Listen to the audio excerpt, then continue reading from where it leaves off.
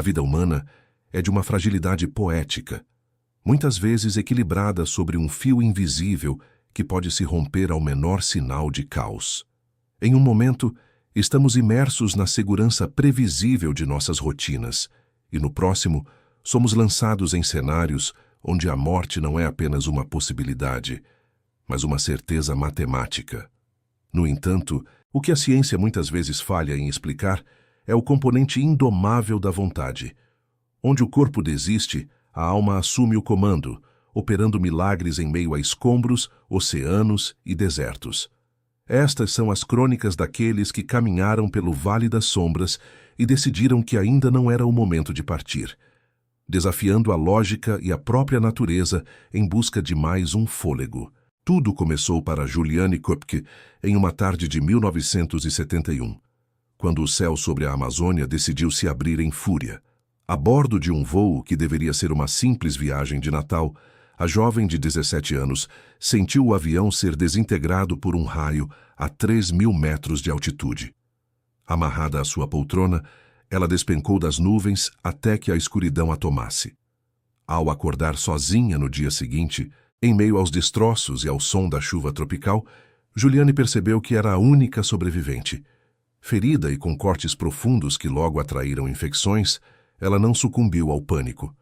Durante 11 dias, ela vagou pela selva impenetrável, usando os ensinamentos de seus pais biólogos para encontrar água e evitar predadores. O pensamento constante em seu pai foi o combustível que a manteve caminhando até ser resgatada, emergindo da floresta como uma alma que venceu a gravidade.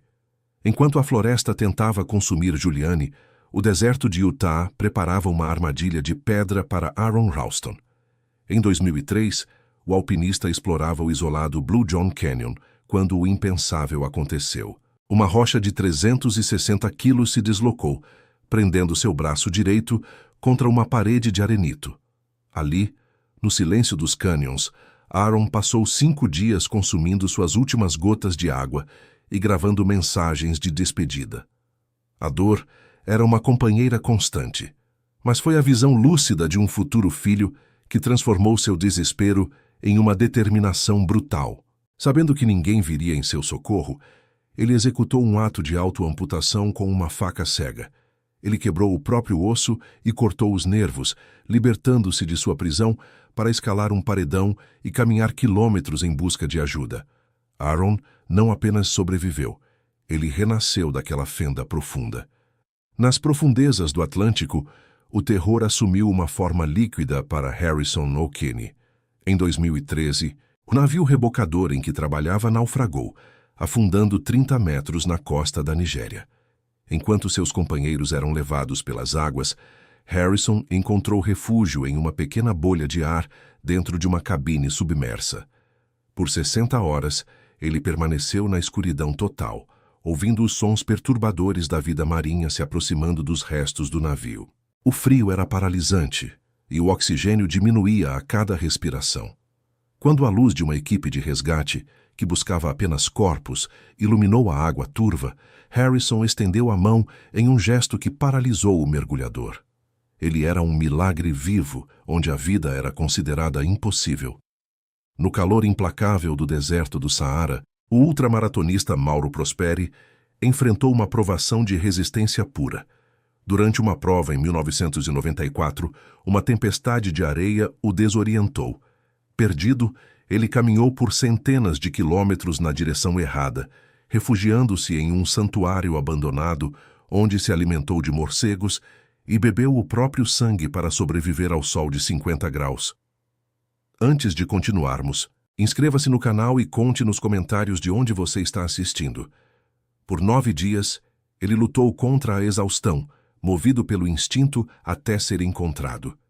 Quando a esperança parece se dissipar como fumaça, o que realmente mantém o coração batendo com tanta força? A próxima história desafia não apenas a resistência física, mas as próprias leis da medicina e a fronteira entre a vida e a morte. A dor não é apenas um sinal de alerta biológico. Para alguns, ela se torna o único lembrete de que a alma ainda habita o corpo. Joe Simpson aprendeu o peso dessa verdade nas sombras gélidas do Ciúla Grande, nos Andes peruanos. Após conquistar o cume com seu parceiro Simon Yates, um acidente brutal transformou o triunfo em um cenário de morte iminente. A perna de Joe quebrou-se com um estalo seco que ecoou pela montanha, deixando-o incapacitado a milhares de metros de altitude. Durante a descida desesperada, sob uma tempestade cega, Simon, sem conseguir ouvir o amigo e prestes a ser arrastado para o abismo, tomou a decisão mais excruciante do alpinismo. Ele cortou a corda. Joe despencou no vazio absoluto, caindo em uma fenda de gelo profunda e silenciosa. Simon retornou ao acampamento acreditando no pior. No entanto, Joe não desistiu. Com a perna estraçalhada e sem água, ele escolheu não esperar pelo fim. Ele desceu ainda mais fundo na fenda para encontrar uma saída lateral e rastejou por 3 dias sobre o gelo cortante. Movido por delírios rítmicos e uma vontade irracional, ele surgiu no acampamento no limite da vida, provando que o espírito humano pode atravessar o inferno e emergir. Se os Andes foram o palco do sacrifício de Joe, o Monte Everest tornou-se o cenário de um milagre biológico para Beck Weathers em 1996. Durante a tempestade mais letal da história da montanha, Beck foi deixado para trás na zona da morte. Ele entrou em um coma hipotérmico profundo, coberto pela neve, enquanto o oxigênio e a esperança se dissipavam. Equipes de resgate o examinaram e o declararam morto 2 vezes, pois ele não apresentava sinais de calor ou consciência. No entanto, horas depois, algo indescritível aconteceu. Beck abriu os olhos. O que o despertou não foi o calor de um resgate, mas a imagem nítida de sua esposa e filhos, a família que ele negligenciara por anos em favor de sua obsessão pelas montanhas. Com as mãos e o rosto transformados em blocos de gelo, ele se levantou como um espectro e caminhou cambaleante em direção às tendas. Embora tenha perdido as mãos e o nariz para a geada severa, Beck recuperou algo muito mais valioso: a percepção de que a vida que ele tinha era o verdadeiro cume a ser conquistado e protegido. O isolamento assume muitas formas, e para Tammy Oldham Ashcraft, ele se manifestou na imensidão azul e indiferente do Oceano Pacífico. Em 1983, ela e seu noivo, Richard Sharp, foram atingidos pelo furacão Raymond, uma tormenta de categoria 4. O barco foi devastado pelas ondas gigantescas e Richard foi tragado pelo mar revolto.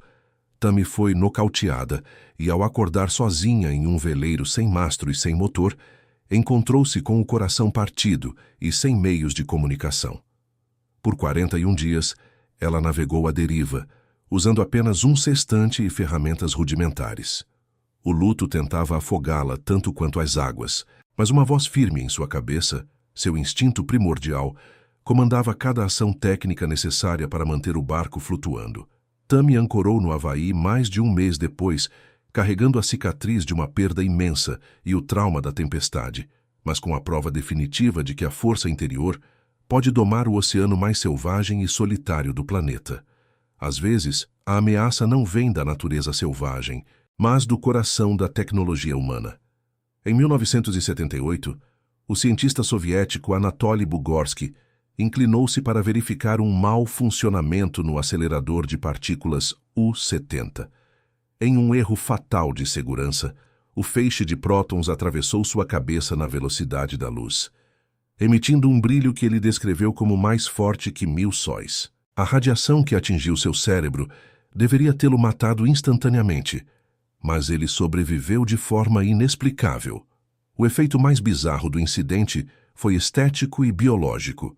O lado esquerdo de seu rosto, por onde o feixe passou, ficou paralisado e estranhamente preservado no tempo, sem nunca envelhecer, enquanto o lado direito seguia o curso natural da vida. Sobreviver ao poder bruto da física é um testemunho da resistência biológica.